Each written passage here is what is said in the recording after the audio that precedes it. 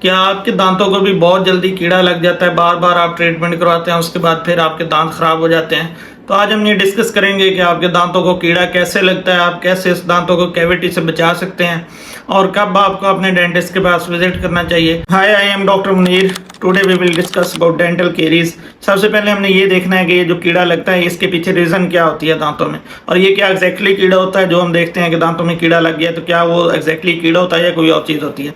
तो सबसे पहले तो जो दांतों में कैविटी होती है इसके पीछे जो मेजर रोल है वो बैक्टीरियाज का है। हमारे मुंह के अंदर बैक्टीरियाज होते हैं जिसमें लैक्टोबैसिलस है, स्ट्रेप्टोकोकस म्यूटेंस है। तो ये बैक्टीरियाज जो हैं जो हमारी खुराक के अंदर शुगर होती है या डायरेक्ट हम शुगर कंज्यूम करते हैं, उस शुगर कंटेंट की फर्मेंटेशन करते हैं और उससे ये लैक्टिक एसिड रिलीज करते हैं, जिसकी वजह से वो एसिड जो है वो तेजाब होता है और जो दांत के ऊपर वाली लेयर होती है इनेमल, उसको आहिस्ता आहिस्ता जो है नरम करना शुरू कर देता है, उसकी डीमिनरलाइजेशन स्टार्ट करवा देता है। लाइक उसके अंदर कैल्शियम और फॉस्फेट जो हमारे मिनरल्स होते हैं उनको निकालना शुरू कर देता है। आहिस्ता आहिस्ता जो दांत के ऊपर वाली जो लेयर है इनेमल है वो वीक होना स्टार्ट हो जाती है। उसके नीचे जो सेकेंड लेयर होती है दांत की वो डेंटिन होती है।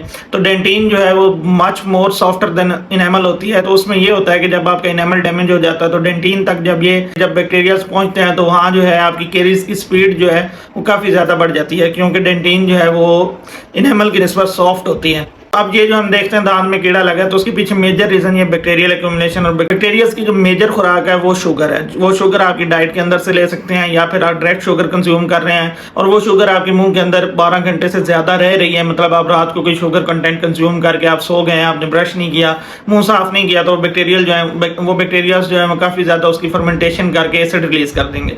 तो अब हमने ये देखना है कि आपको कैसे पता चलेगा कि आपके मुंह में कैविटी लगना स्टार्ट हो गई है। सबसे पहले तो आपने अपना रूटीन में डेंटल चेकअप करवाना है, क्योंकि ये जो दांत की कैविटी होती है, दांत के अंदर जो कीड़ा लगता है, इसकी जो पेन है, ये इसकी जो प्रॉपर सिम्टम्स हैं वो ज़ाहिर होने में काफ़ी टाइम लगता है। जब तीसरी लेयर जो दांत की होती है पल्प, जब वहाँ तक जब आपके इन्फेक्शन पहुंचता है फिर आपको उस दांत में दर्द होना स्टार्ट होता है। नॉर्मली आपको उसमें कोई सिम्टम्स नहीं आते।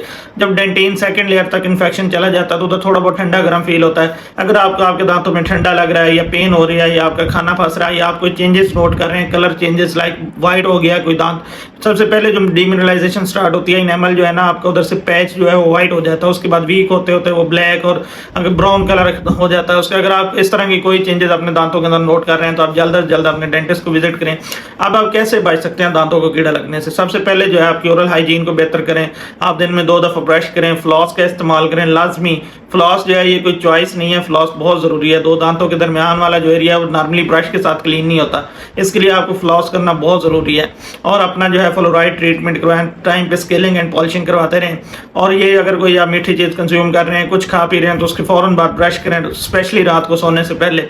और बाकी आप रूटीन में डेंटल चेकअप्स करवाते रहें, रूटीन में स्केलिंग एंड पॉलिशिंग करवाते रहें, तो आप इन चीज़ों से बच सकते हैं। परमानेंट जो टीथ लॉस है उससे बच सकते हैं। अब हमने ये देखना है कि अगर आपके दांत में कीड़ा लग गया तो इसके क्या ट्रीटमेंट हो सकते हैं। अगर वो पल्प को नहीं इन्वॉल्व किया तो उसका जो है आप सिंपल फिलिंग करवा सकते हैं। अगर पल्प चैम्बर इन्वॉल्व हो गया, उसमें पेन होना स्टार्ट हो गया, फिर इसका रूट कनाल ट्रीटमेंट होगा।